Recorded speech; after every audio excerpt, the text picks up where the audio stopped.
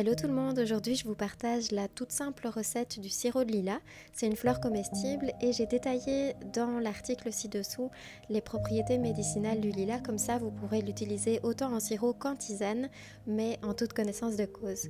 Donc dans cette vidéo, je montre tout simplement comment faire le sirop et puis tout à la fin je vous montre comment simplement faire sécher les fleurs pour préparer votre propre tisane. Donc j'ai été faire la cueillette, autant du lilas blanc que du lilas mauve, puisque en fait, ils ont tous les deux les mêmes propriétés. Il a fallu dans un premier temps évidemment que je défasse toutes les petites fleurs de la tige. Il faut vraiment avoir la petite fleur sans le bout vert, vous savez, auquel la fleur est rattachée.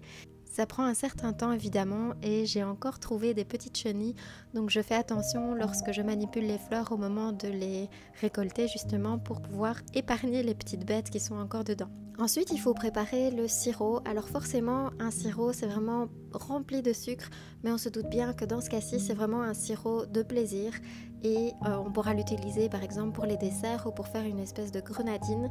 Vous verrez comme c'est joli et appétissant et ça a vraiment un goût de violette, moi j'adore. Ça a vraiment ce goût de bonbon que tout le monde n'aime pas, mais moi j'aime beaucoup. Donc la recette traditionnelle du sirop, c'est vraiment autant de sucre que d'eau qu'on va placer dans une casserole d'eau bouillante jusqu'à ce que le sucre soit complètement dissous et on laisse frémir quelques minutes et puis tout simplement le sirop est prêt pour pouvoir faire tremper les fleurs dedans. Si vous avez envie de mettre un petit peu moins de sucre, il n'y a pas de souci, simplement il aura une texture un petit peu moins sirupeuse et de toute façon vous pouvez mettre une toute petite quantité de sirop lorsque vous le mettez dans une carafe d'eau par exemple pour pouvoir faire une grenadine ou bien une espèce de limonade d'été. Donc une fois que le sirop est prêt, je le sors du feu et je vais simplement laisser plonger les fleurs de lilas dedans. Vous pouvez les laisser plonger quelques heures jusqu'à maximum 48 heures, mais pour ma part déjà en moins d'une journée, le sirop était vraiment déjà très dense. Alors quand on le goûte, ça a un petit goût un petit peu amer sur le moment même, mais avec cette saveur de bonbon. Et puis le petit goût amer, je trouve qu'il disparaît avec le temps. Je conseille quand même de ne pas utiliser du sucre qui est trop brun parce que plus le sucre est foncé, malgré qu'il soit meilleur pour la santé, plus il va avoir un goût caramélisé prononcé pour votre sirop. Pour pouvoir colorer le sirop, j'ai ajouté quelques fruits des bois. C'est totalement facultatif, c'est juste parce que j'aime bien avoir la couleur rose en fait de la grenadine. Une fois que la journée est passée ou éventuellement les 48 heures si vous le laissez plus longtemps, eh bien il suffit de filtrer votre sirop et vous pouvez évidemment tout à fait garder les fleurs puisque non seulement elles sont comestibles, mais la texture est vraiment tip top pour pouvoir faire une pâtisserie juste après. Donc moi pour ma part je les garde au frigo et puis je vais les manger dans une préparation ou une autre. On voit vraiment la différence de couleur entre le sirop de lilas blanc dans lequel je n'ai pas mis en fait de fruits rouges et le sirop de lilas mauve dans lequel j'ai mis des fruits rouges. On voit que le sirop de lilas blanc finalement il a une espèce de couleur de miel. Forcément c'est la couleur plutôt en fait que forme le sucre.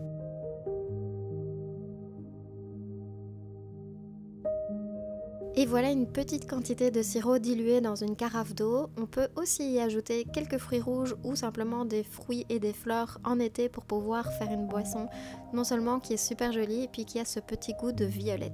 Et enfin, l'autre façon de conserver vos fleurs de lilas, c'est de les faire sécher, comme ça vous pouvez les utiliser pour une version plus thérapeutique, soit en tisane, soit en macérat huileux, donc on parlera du macérat huileux dans une autre vidéo. Moi je les fais sécher dans une armoire qui se trouve dans ma serre. En fait c'est une armoire dans laquelle il fait souvent entre 20 et 30 degrés, ce qui est une température idéale pour des fleurs un peu fragiles comme celle du lilas. C'est aéré mais c'est à l'ombre, donc du coup en quelques heures les fleurs de lilas sont sèches. Si vous n'avez pas de déshydrateur, il suffit de trouver un endroit dans votre maison où il fait relativement chaud, aéré, donc surtout pas humide et surtout qu'il n'y ait pas de lumière, le moins de lumière possible en fait sur vos fleurs. Si je ne suis pas certaine qu'elles sont complètement sèches, je les conserve dans un sachet en papier, comme ça l'excès d'humidité qui restera peut-être encore pourra partir complètement. Et si je suis vraiment sûre que la fleur est sèche et qu'elle craque comme ça à l'oreille, alors je peux la placer dans un bocal et simplement je vais les conserver idéalement à l'abri de la lumière.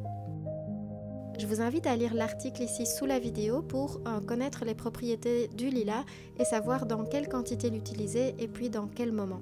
Voilà, j'espère que cette petite vidéo vous sera utile. N'hésitez pas si vous avez des questions.